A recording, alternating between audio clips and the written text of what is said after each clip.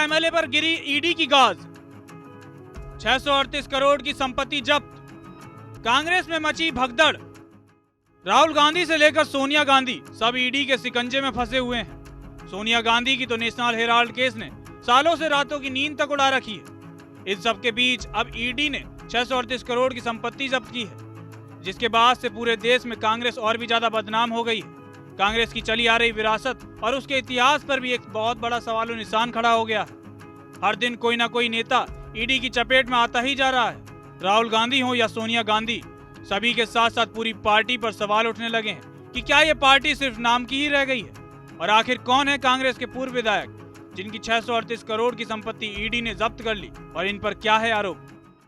दरअसल ईडी ने शुक्रवार 27 जून को मनी लॉन्ड्रिंग के एक बड़े मामले में हरियाणा के पूर्व कांग्रेस विधायक धर्म सिंह छोकर और उनसे जुड़ी कंपनियों की 557 करोड़ रुपए की संपत्ति जब्त कर ली।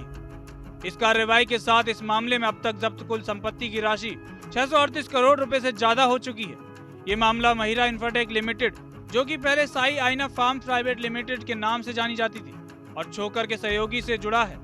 जब्त की गई संपत्तियों में गुरुग्राम के सेक्टर 68, 103 और 104 में फैली 35 एकड़ की जमीन, रिहायशी और व्यवसायी संपत्तियां शामिल हैं।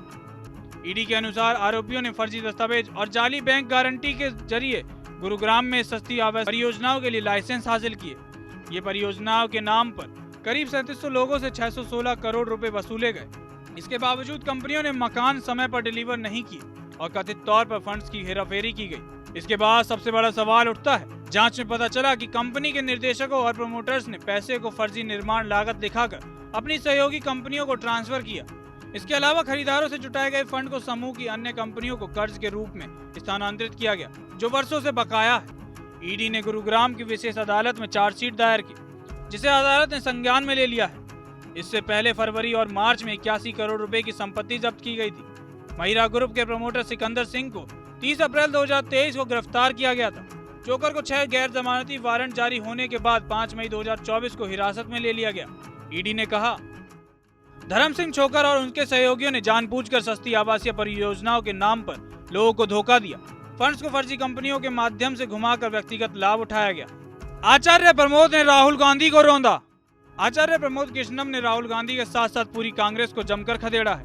उन्होंने राहुल गांधी को खूब खरी खोटी सुनाते हुए कहा कि कांग्रेस की कमान राहुल गांधी को सौंपना भी एक साजिश का हिस्सा है, ऐसा कांग्रेस के नेता मानते हैं। आचार्य सीधे साफ शब्दों में राहुल गांधी को कह रहे हैं कि जो राहुल गांधी महात्मा गांधी को नहीं समझते, पंडित नेहरू को नहीं समझते, इंदिरा गांधी को नहीं समझते और यहाँ तक कि वो राजीव गांधी को भी नहीं समझ पाए, तो वो आरएसएस को क्या समझेंगे। विदेशी ताकतों से गाइड होकर के ये फैसला लिया गया था, ऐसा कांग्रेस के नेता मानते हैं। जहां तक आरएसएस का सवाल है, तो राहुल गांधी जी को 1 महीने राष्ट्रीय स्वयं सेवक संघ की शाखा में जाना चाहिए, और अगर उन्हें ये बात छुपानी है तो हम लोग व्यवस्था कर देंगे। लेकिन बड़े दुर्भाग्य की बात है कि पंडित जवाहरलाल नेहरू और इंदिरा गांधी, उनकी कांग्रेस राहुल गांधी जी के नेतृत्व में उन्हीं के रास्ते से भटक गई है। तो जो राहुल गांधी महात्मा गांधी को नहीं समझते, पंडित नेहरू को नहीं समझते, इंदिरा गांधी को नहीं समझते, और यहां तक कि वो राजीव गांधी जी को भी नहीं समझ पाए, वो राष्ट्रीय स्वयं सेवक संघ को क्या समझेंगे।